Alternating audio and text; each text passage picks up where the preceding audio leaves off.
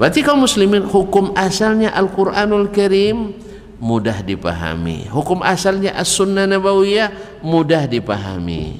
Jelas? Makanya kaum muslimin dan muslimat dirahmati Allah, kalau demikian maka ahlus sunnah itu lebih memahami dalil daripada selain mereka. Karena apa? Karena mereka memahami Al-Quran dengan sunnah Nabi Sallallahu Alaihi Wasallam. Inti dakwah para nabi adalah mengajak kepada tauhid, mengajak kepada la ilaha illallah. Itulah yang Allah sebut dalam ayat, huwallazi arsala rasulahu bil huda wa dinil haqq. Dialah yang telah mengutus rasulnya Muhammad sallallahu alaihi wasallam dengan apa? Al-huda, dengan al-huda. Yang kedua, wa dinil haqq, dengan din yang hak. Apa makna pada al-huda wa dinil haq? Ibnu Abbas seperti dikatakan oleh Imam At-Tabari menyebutkan bahwa al-huda al-ilmun nafi', ilmu yang bermanfaat. Wa dinil haq, agama yang hak adalah al-amalus salih. Jadi Nabi membawa ilmu dan amal. Artinya apa? Nabi itu membawa teori, kemudian juga menjadi eksekutornya langsung, yang melaksanakannya langsung. Oleh sebab itu ibaratnya kalau kita kuliah, ada ilmu teoritisnya, ada KKN-nya, kuliah kerja nyatanya, prakteknya, PKL-nya, pelaksanaan di lapangannya. Diajarkan kepada kita ilmu tentang akidah dengan apa? Al-Quran dan Sunnah. Lalu Nabi sendiri memperlihatkan makna itu kepada kita dalam kehidupan sehari-hari. Nabi adalah orang yang paling sami'na wa ata'na, karena memang perintah Allah itu didengar dan dilaksanakan, didengar dan ditaati. Maka Nabi SAW selalu taat akan perintah Allah Subhanahu wa Ta'ala. Ini akidahnya. Maka apapun yang Allah perintahkan kepadanya, Nabi segera melaksanakannya. Nabi segera melaksanakannya. Nabi tidak membantah Rabbnya. Inilah akidah, karena Allah tak boleh dibantah. Ketika Allah Subhanahu wa Ta'ala mewajibkan kepadanya beberapa hukum, ya, Nabi melaksanakannya. Paginya salat malam wajib, dah dia tinggalkan. Dijamin masuk surga, dah dijamin masuk surga, selesai sudah. Seperti kita kalau hari ini kalau sudah sampai makam tertentu, bebas salat, bebas puasa, bebas nikah, kawin berapa aja boleh. Naudzubillah. Tapi Nabi SAW tidak. Ketika dia diberikan jaminan masuk surga, dia semakin kencang beribadah. Berarti beliau bukan hanya seorang penganjur, tetapi juga sekaligus sebagai eksekutor. Jadi oleh sebab itu para sahabat belajar ke Nabi SAW. Kalau tuan-tuan ikuti hadis-hadis Nabi, lebih banyak hadis fi'liyahnya daripada hadis qauliyahnya. Jadi kaum muslimin dan muslimat, mereka banyak belajar dari caranya Nabi lebih banyak daripada bicaranya Nabi sallallahu alaihi wasallam. Oleh itu kaum muslimin dan muslimat, terbagilah as-sunnah an-nabawiyah itu kepada 3 sunnah qauliyah, perkataannya, wa sunnah fi'liyah, perbuatannya, wa sunnah taqririyah, persetujuannya.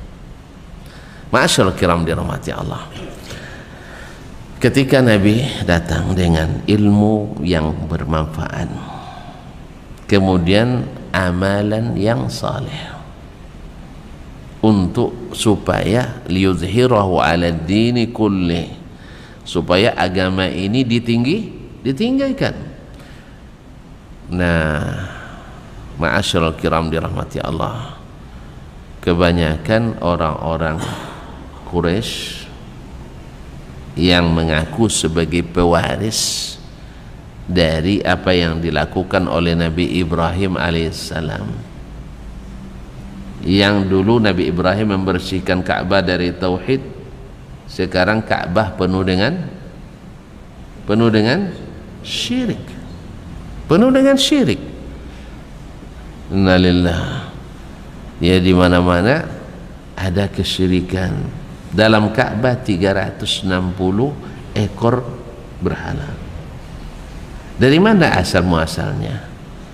Dari wahyu? Tidak. Dari ulama? Tidak. Dari tokoh agama. Tokoh agama. Sebab seperti kata Nabi sallallahu alaihi wasallam, innallaha la yantazi'ul ilma intiza'an min qulubil ibad. Allah tidak cabut ilmu daripada hati-hati kita, tidak. Walakin yaqbidul ilma biqabdil ulama, dengan wafatnya para ulama.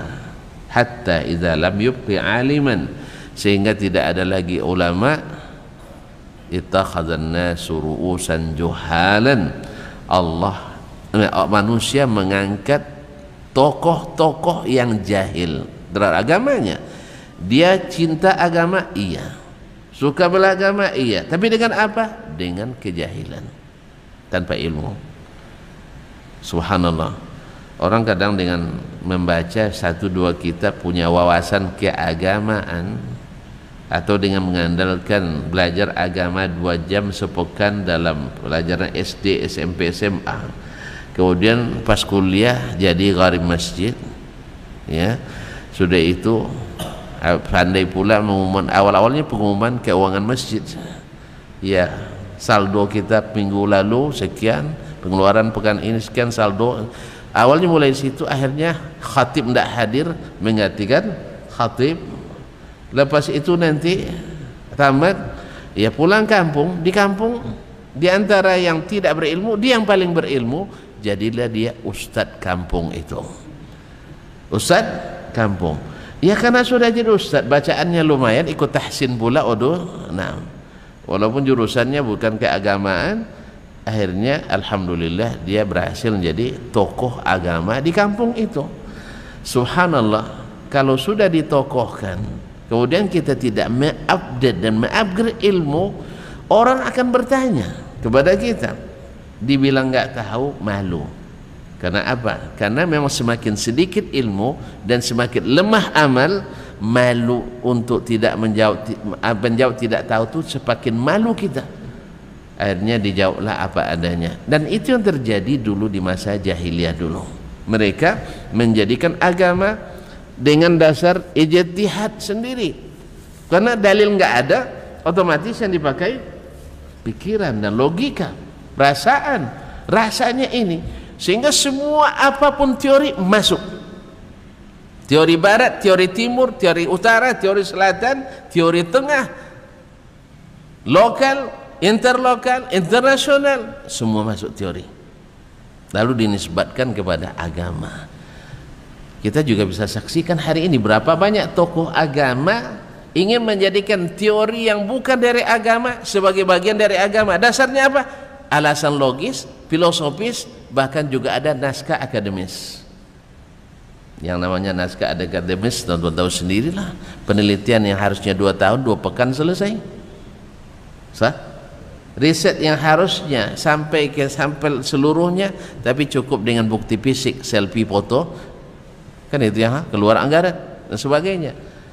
Ma'asyiral kiram dirahmati Allah Subhanahu wa taala. Akhirnya yang lahir adalah pemahaman-pemahaman berdasarkan keinginan-keinginan, perasaan dan pikiran. Nah, itulah yang terjadi dulu di Makkah. Datang Amir bin Luhai al-Khuzai pergi ke Syam dalam ekspedisi dagangnya, dilihat di sana orang Romawi orang Romawi, di tempat-tempat ibadah mereka ada patung-patung. Lalu dia bertanya, untuk apa ini patung? Dia bilang ini untuk mendekatkan diri kepada nabinya. Lalu dibawanya pula dari gereja itu patung ke Makkah. Dari situ berkembanglah, masing-masing kabilah minta buatkan pula patungnya. Di situ berkembanglah penyembahan berhala di masa jahiliyah dulu dengan perasaan dan pikiran, karena ilmu sudah pergi. Ma'asyarul kiram. Nah, sekarang datang Nabi sallallahu alaihi wasallam untuk membersihkan kembali yang sudah dikotori oleh orang-orang jahiliyah itu dulu. Subhanallah, berat niat perjuangan Nabi alaihi salatu wassalam. Sebab apa? Di satu sisi dia harus menyampaikan, karena yang namanya syirik itu tidak terampuni. Cuman masalahnya yang akan dihadapi adalah keluarga, tokoh-tokoh yang merupakan kerabat semua dari orang-orang Quraisy. Tentu saja perintah Allah lebih tinggi daripada perintah manapun. Konsekuensinya Nabi alaihissalam tidak jarang dituduh gila, dituduh apa lagi? Dituduh ekstrim, dituduh ini dan itu. Nabi alaihissalam. Alhamdulillah kita hari ini kalau berdakwah tidak sampai dituduh gila. Nah, syukurlah. Sebab kalau sudah dituduh gila, ustaz jadi wali dia sekarang. Jadi itu masalahnya.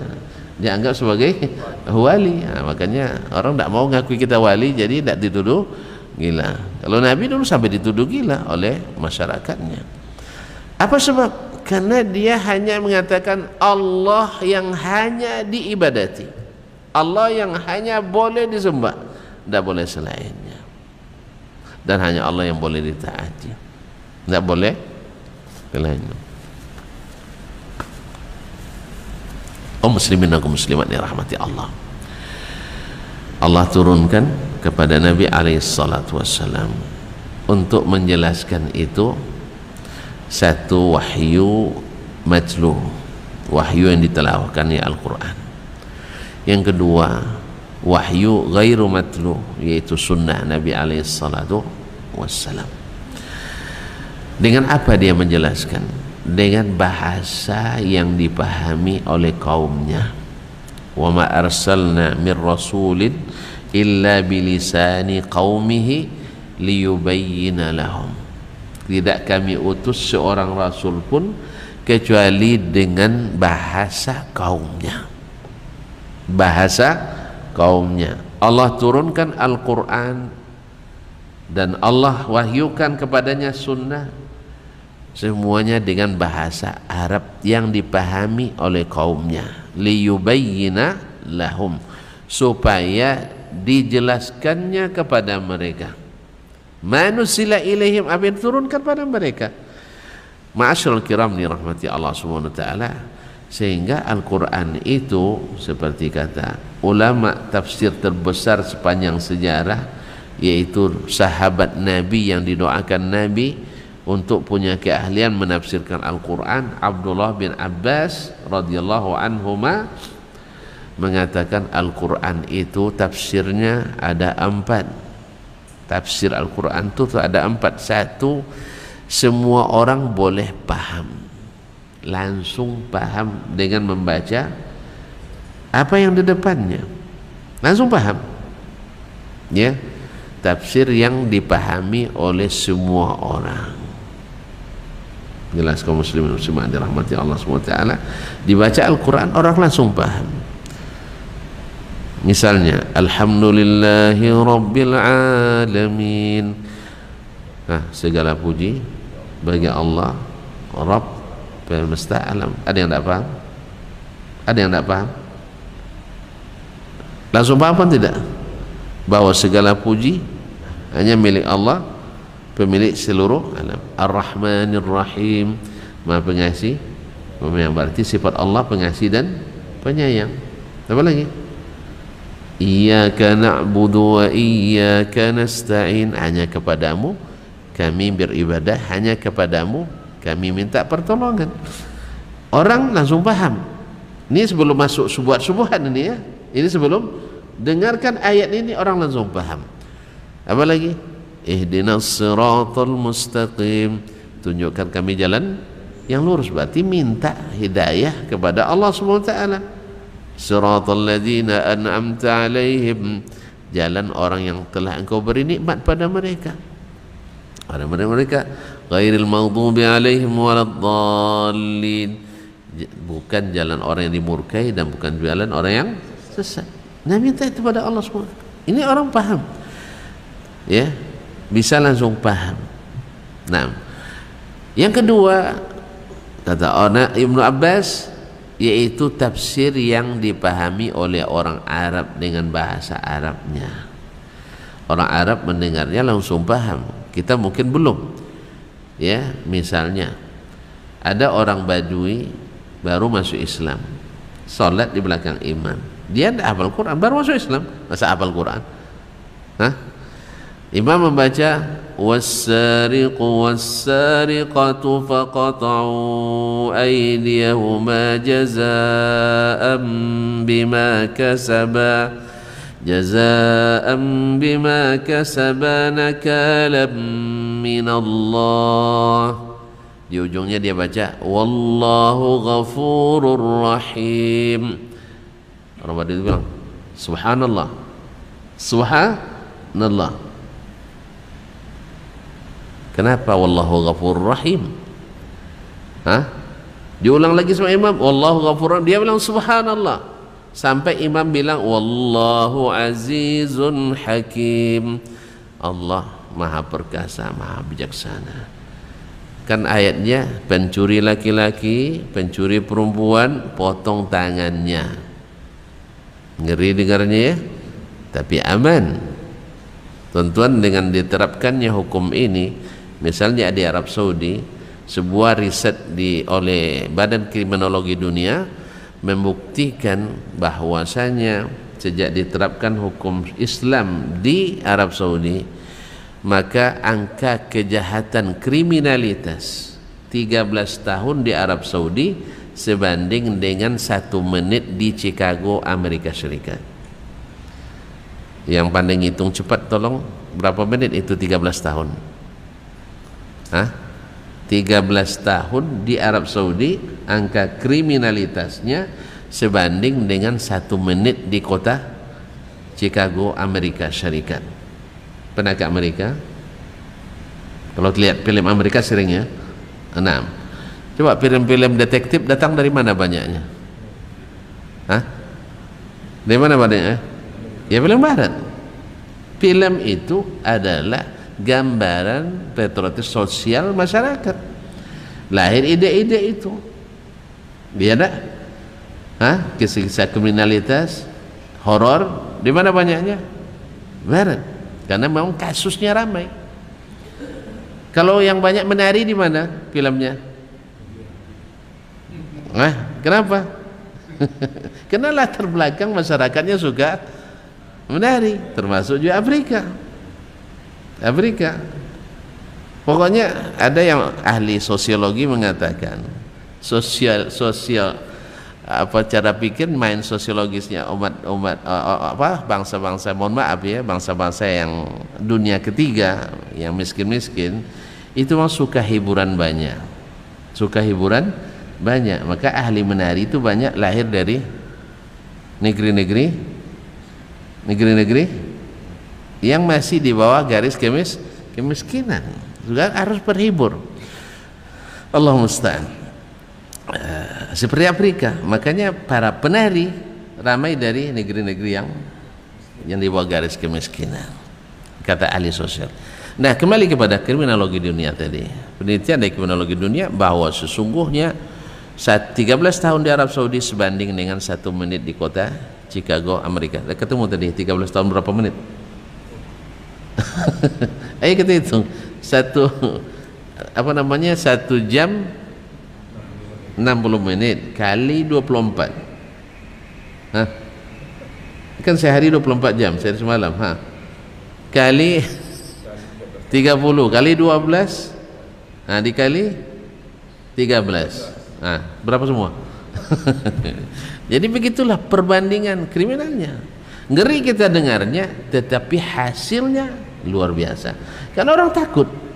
Makanya saya selama 15 tahun di Arab Saudi,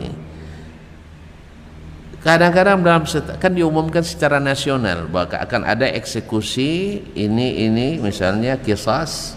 Ya selama saya 15 tahun di sana, ya mungkin sekitar tidak sampai 20 kasus qisas yang diterapkan selama 15 tahun yang saya dengar pengumumannya.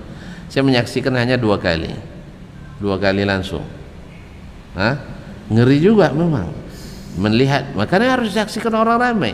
Akhirnya orang takut melakukan itu, sehingga kaum muslimin dan muslimat itulah hasilnya. Dan untuk tahun 2021 kemarin masih tercatat Arab Saudi sebagai negeri nomor 2 paling aman di dunia. Ini oleh badan PBB mengatakan negeri nomor 2 paling aman di dunia adalah Arab Saudi. Nomor 1 ada negeri kecil di laut Samudra India, apa namanya? Saya sering lupa namanya. Ingat lupa lagi. Apa? Bukan Maladewa, bukan. Saya lupa. Tidak penting. Yang jelas mungkin satu RT kita di sini rakyatnya mungkin ya. Jadi memang kecil negerinya, masuk ke negeri itu pakai chip. Kayak masuk apa namanya supermarket kan, ada chipnya apa kontrolnya. Jadi antum kalau masuk harus pegang chip itu, nanti mau kemana? Kemudian tinggal laut lepas. Jadi di situ nomor 1 aman di dunia. Arab Saudi nomor 2 dengan luas daratannya lebih kurang 3 juta kilometer. Masyaallah kiram dirahmati Allah. Ini yang dilakukan. Nah, kembali kepada masalah tadi. Potonglah tangan keduanya, pencuri laki-laki, pencuri perempuan.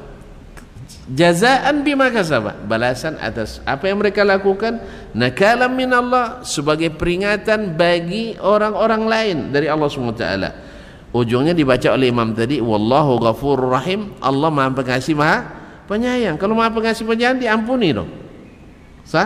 Allah Maha Pengampun Maha Penyayang, wallahu ghafurur rahim. Kalau diampuni ada hukum lagi. Berarti antara awal ayat dengan ujung ayat tidak matching, kata dalam pikiran Badui tadi. Dia belum hafal Quran sampai dibaca wallahu azizun hakim, Allah Maha perkasa, Maha hikmah. Memang untuk melaksanakan eksekusi hukum perlu keberanian dan perlu hikmah. Berani saja tidak cukup, hikmah saja tidak cukup, perlu perkasa, berkuasa, dan perlu hikmah. Akhirnya kok kejam sekali ilmu, apanya hukumnya?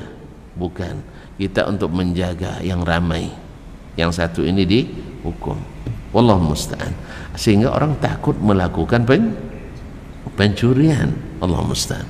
Baiklah kaum muslimin dan muslimat, itu tafsir yang kedua, orang Arab saja yang paham, ya, orang pandai bahasa Arab. Tafsir ketiga, tafsir yang tidak diketahui kecuali oleh para ulama, dan ini porsinya tidak kebanyakan. Ya, kalau Imam Ghazali dalam Mustasfa menyebutkan seorang mujtahid alim itu mesti menguasai 500 ayat tentang hukum. Ternyata hadis-hadis atau ayat-ayat tentang hukum saja, yaitu yang berkaitan dengan masalah yang sifatnya dinamis, berubah karena berubahnya masa, tempat, dan waktu, yang disebut oleh para ulama dengan al-mutaghayyirat. Nah, yang keempat adalah tafsir yang hanya diketahui oleh Allah saja, seperti alif lam mim, kaf ha ya ain sad, alif lam ra.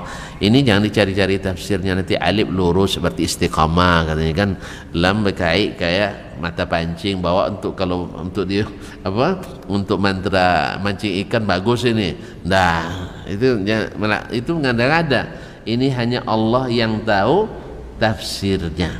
Berarti kaum muslimin, hukum asalnya Al-Quranul Karim mudah dipahami, hukum asalnya As-Sunnah Nabawiyah mudah dipahami. Jelas? Makanya kaum muslimin dan muslimat dirahmati Allah, kalau demikian maka Ahlus Sunnah itu lebih memahami dalil daripada selain mereka. Karena apa? Karena mereka memahami Al-Quran dengan sunnah Nabi sallallahu alaihi wasallam. Karena apa?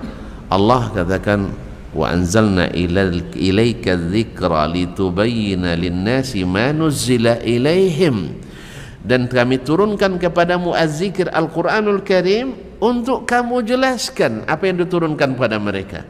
Nah, Nabilah yang menjelaskan kepada kita dengan apa? Dengan hadis dan sunnah.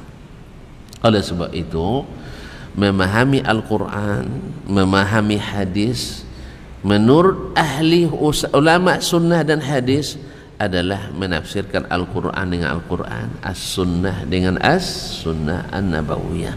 Sehingga dengan demikian Ahlus Sunnah itu dalilnya tidak lepas dari sunnah Nabi alaihissalatu wassalam. Sehingga pemahamannya terhadap Al-Quran dan Sunnah benar-benar maksimal, benar-benar paripurna. Oleh itu kaum muslimin dan muslimat dirahmati Allah. Oleh sebab itu beragama sebagaimana pada asalnya sangat-sangat mudah. Sangat-sangat mudah. Ma ja'alallahu alaikum fid dini min haraj. Allah tak jadikan bagi kalian dalam agama ini hal yang menyulitkan. Makanya kalau kita ikut saja jalur yang telah ditentukan oleh Allah dan Rasulnya sallallahu alaihi wasallam, agama ini menjadi lebih mudah, lebih senang, lebih simple daripada mengikuti teori-teori yang dilakukan oleh manusia terhadap agama ini. Dulu kaum muslimin, ketika sahabat ingin mengamalkan sesuatu, mereka katakan apa? Madza qala Rasulullah sallallahu alaihi wasallam. Apa yang dikatakan oleh Rasulullah sallallahu alaihi wasallam. Misalnya, mereka ingin salat. Kaifa shalla Rasulullah sallallahu alaihi wasallam?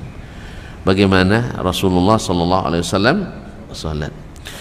Lalu seseorang dari sahabat seperti Abu Hurairah atau seperti Ali bin Abi Thalib atau sahabat yang lain, Wa'il bin Hujur misalnya, dia langsung berdiri lalu dia Allahu Akbar, lalu baca istiftah, misalnya subhanakallahumma wa bihamdik wa tabarakasmuk wa ta'ala jadduk wa la ilaha ghairu. Atau ketika Ali mengatakan Allahu Akbar kabira walhamdulillahi katsira wa subhanallahi bukratan wa asila. Nah, ada Abdullah bin Mas'ud misalnya, wajjahtu wajhiya lilladzi fatara as-samawati wal arda hanifan muslima wa ma ana minal musyrikin. Dan lagi doa-doa iftitah yang begitu banyak, bervariasi. Nah, semuanya dari Nabi alaihissalatu wassalam. Lalu dia hafalkan itu. Setelah iftitah, dia baca a'udzubillahi minasyaitonir rajim. Nah, tidak jahar kan? Lalu dia baca bismillahirrahmanirrahim, alhamdulillahirabbil alamin, sampai salam. Lalu dia katakan hakadza raaitu Rasulullah sallallahu alaihi wasallam yusalli. Seperti inilah saya melihat Rasulullah sallallahu alaihi wasallam salat. Simple kan? Tinggal lagi menghafalkan takbir awalnya, salam akhirnya, di sela-selanya ada takbir intiqal. Sederhana sekali orang belajar salat di zaman itu. Karena apa? Mereka menunjukkan sunnah Nabi alaihissalatu wassalam. Tanya tentang bagaimana zikir selepas salat, lalu diajarkan allamani Rasulullah SAW an aqula dubura kulli salah astagfirullah astagfirullah astagfirullah sampai selesai, dan seterusnya. Bicara tentang masalah akidah, mereka juga bertanya ke Nabi alaihissalatu wassalam tentang muamalah ke Nabi alaihissalatu wassalam, sehingga mereka akhirnya mengikut Nabi alaihissalatu wassalam dan agama itu menjadi mudah. Lalu ketika mereka tidak bisa melakukannya atau terlupa melakukannya atau tersalah melakukannya, akan ada ulama yang akan menegurnya. Pada zaman itu ulamanya banyak, ya, sedikit penceramah. Kalau di zaman kita penceramah banyak, ulamanya sedikit. Ya tidak masalah, penceramah silakan ceramah, tapi jangan berfatwa. Jangan berfatwa. Allah musta'an. Sekarang banyak yang penceramah belum menjadi ulama tapi sudah berani berfatwa, seperti kata Abdullah bin Mas'ud radhiyallahu anhu. Maka zaman ini beragama lebih sulit dibanding dengan di zaman dulu. Zaman dulu mereka beribadah itu simple, berkeyakinan simple. Tentang bagaimana? Tentang mengetahui hal-hal yang harus diyakini.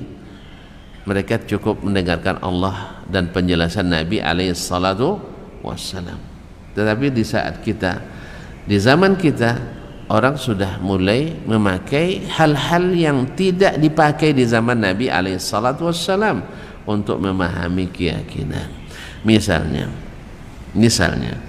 Nabi mengatakan bahwa fitnatul qabri haq.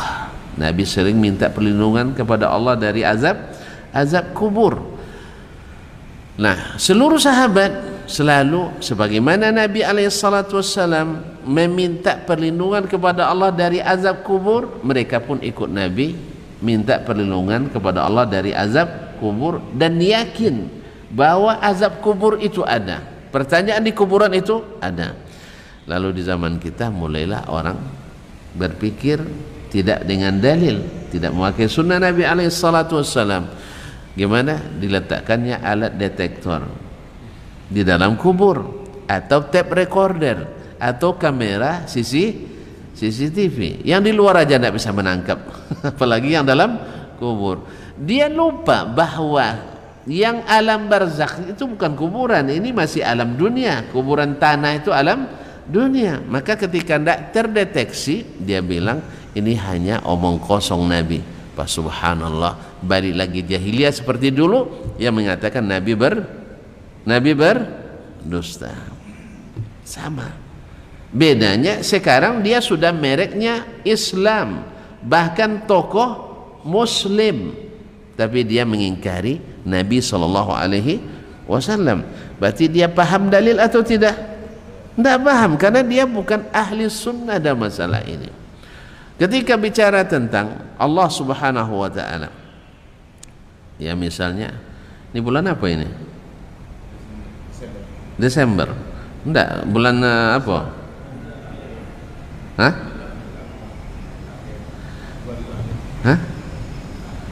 Bulan apa sekarang? Jumadal ula atau Jumadal akhirah? Ada lupa juga, gara-gara tentu lupa saya pun lupa jadinya. Dah hampir selesai saya. Ya hampir. Ramadan kan 4 bulan lagi sah. Jumadil akhir hampir selesai. Kau tengok bulan mungkin 2 atau 3 hari lagi. Rajab di depan mata. Ya. Bulan Rajab depan mata ni. Tak apa lagi. Kita balik Muharram, Safar, Rabiul Awal, Rabiul Akhir, Jumadil Ula, Jumadil Akhirah. Rajab, Sya'ban, Ramadan. Berarti Ramadan berapa bulan lagi? Ya, sekira 3 bulan, 2 bulan. Ya, 2 bulan lebih lah. Ini tidak pernah berdoa minta Ramadan cepat dinampaknya. Lambat lagi Ramadan. Kaum muslimin dan muslimat rahmati Allah. Bulan Rajab. Biasanya bulan Rajab umat Islam di Indonesia ada tanggal merahnya kan? Ada tanggal 27 Rajab. Ceramahlah Ustaz di malam peringatan Isra Mi'raj. Nah, jadi Nabi SAW lengkap ceritanya, hadis Sahih Bukhari, dari Makkah Masjidil Haram menuju Masjidil Aqsa. Ini disebut Isra. Isra artinya berjalan di malam hari. Terus dari Masjidil Aqsa Nabi dimi'rajkan. Mi'rajnya kan ke mana? Ya ke atas. Ke atas. Kan ada proses dalam hadis. Sampai di langit pertama diucapkan salam oleh Jibril. Assalamualaikum. Siapa? Jibril. Waman ma'ak. Belum dibuka kan ini? Karena ketat penjagaan di atas. Ya, ketat sekali, super ketat di atas. Lalu ditanya, man ma'ak, siapa bersamamu? Muhammad. Aqad bu'itsa ilaihi, sudah diutus untuk datang? Katanya sudah. Bertemu Nabi Adam, ruhnya Nabi Adam di atas. Udah naik lagi ke langit kedua, prosesnya sama. Langit ketiga, langit keempat, kelima, keenam, ketujuh. sampai lewat ke atas, naik Sidratul Muntaha, sampai Nabi ke makam yang Jibril juga tak ikut di situ, bermunajat dengan Allah Tabaraka Taala, lalu diberikan perintah salat 50 waktu sehari semalam. Tuan-tuan, 50 waktu sehari semalam. Awak yang 5 waktu saja, ya Allah, 5 waktu saja dah minta ampun kita tobat. Ya, ini 50 waktu, 50 waktu. Akhirnya turun kali Nabi SAW. Nabi kan tak membantah, Nabi kan tak boleh bantah Allah Subhanahu Wa Taala. Lalu datang sampai Nabi Musa di langit kelima. Ya Muhammad, khabirtu Bani Israel, saya sudah berpengalaman dengan Bani Israel, tak sanggup umatmu, koci-koci umatmu tu. Ya, Bani Israel tu besar-besar orangnya, tak sanggup umatmu. Ya, untunglah kita punya utang budi sama Nabi Musa alaihissalam ini. Besok cari Nabi Musa ya. Iya, cium tangannya sampai di sana nanti. Kita terima kasih Nabi Musa, engkau telah selamatkan kami. Yang 5 waktu ini saja, menurut survei 93% umat Islam tak solat. Nauzubillah. Semoga salah Pak ya. Semoga salah. Survei kan tidak seluruhnya. Termasuk di negeri-negeri katanya 93%. Kayak masuk akal juga kayaknya. Kalau nengok kondisi kita hari ini kayaknya masuk akal juga ya. Iya tak? Tapi semoga tidak benar. Saya berharap tidak benar. Alhamdulillah, ini insyaallah dengan apa mengaji kita balik mengaji, insyaallah umat Islam yang tidak solat semakin diminimalisir. Naam. Ma'asyiral kiram dirahmati Allah. Turun Nabi Musa, sampai Nabi Musa bilang minta keringanan. Kemana Nabi? Naik lagi. Naik sampai ke makam tadi, minta ke Allah dikurangi 10. Riwayat lain mengatakan dikurangi 5. Ini Ustaz menceritakan ini sampai selesai. Turun lagi, dah berapa? Tinggal 40. Oh ya Muhammad, tak bisa, tolong minta keringanan sama Rahmu, minta lagi. Umatmu tak akan sanggup. Saya sudah coba Bani Israel, tak sanggup mereka. Akhirnya naik lagi Nabi SAW, turun lagi, naik lagi, turun lagi, naik lagi sampai tinggal 5. Dan Allah SWT Maha Pemurah Maha Penyayang, Allah jadikan 5 ini nilainya 50. Allah, makanya patut lebih baik daripada dunia dan 5 dihitung 50. Kalau solat di rumah 1, kalau solat masjid 27 kali 5 50. Allah, makanya rugi kalau nak ke masjid. Ya tak? Makanya rugi kalau nak masjid. Makanya sahabat dulu paham hadis Nabi, paham sunnah Nabi, paham dalil, dia rata-rata mereka di masjid. Kalau kita sekarang yang tidak mengikuti sunnah, tidak paham dalil, akhirnya solatnya di ruang-ruang sempit. Yang di kantor di sela-sela mejanya, padahal di sini lebih ramai, lebih banyak, lebih senang, lebih lapang. Apalagi ada kipas, ada AC, ada pengajian. Masya Allah. Duduk saja di sini, tidak dengar kaji pun dapat pahala.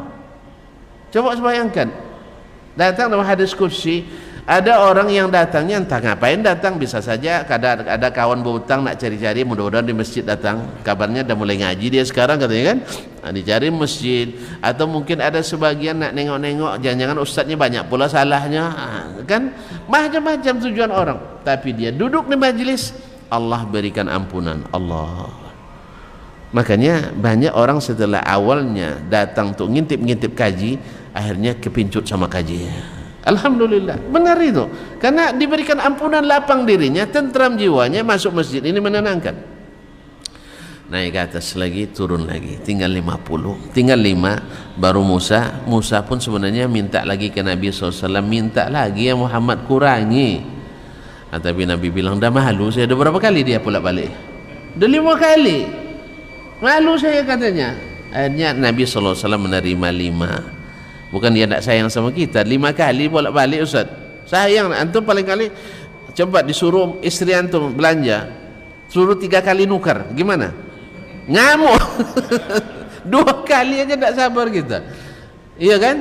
Jangan istri, atasan saja kalau sempat berkali-kali dia tidak tukar, kita buat, ditolak, dibuat, ditolak lagi. Akhirnya diusulkan ke yang lebih tinggi, Pak Kepala Dinas, ini kepala bagiannya tolong diganti. menyulitkan, cari lobby sana lobby sini. Ma'asyiral kiram dirahmati Allah, ini Nabi berkali-kali minta kepada Allah sampai dia malu pula minta. Nah intinya, nah di sini Nabi alaihissalam naik menemui Allah, turun ketemu Musa, naik menemui Allah, turun ketemu Musa. Di ujung kaji ada yang bertanya, Ustaz tadi bilang kalau bertemu Allah Nabi naik, ya kan? Setelah itu dia turun, berarti Allah di mana Ustaz? Akhirnya Ustaznya bingung. Ustaznya bingung menjawab, entah Allah tidak tahu entah di mana. Terus kenapa harus naik tadi? Inilah bedanya yang memahami agama dengan sunnah dengan memahami dengan logika dan perasaan. Sehingga demikian juga dengan amalia-amalia kita sehari-hari yang memahami dengan sunnah bahwa sunnah itu wahyu, mereka tidak mau melampaui. Karena sebaik apapun kreasi manusia, sebaik apapun modifikasi manusia, tak akan lebih mahal daripada yang asli turun dari Allah Subhanahu wa ta'ala. Oleh sebab Ahlus Sunnah itu lebih paham kepada dalil, lebih mengetahui. Apa sebab? Karena amalan paling sempurna amalan Nabi sallallahu alaihi wasallam. Pemahaman yang paripurna pemahaman Nabi alaihi salatu wasallam.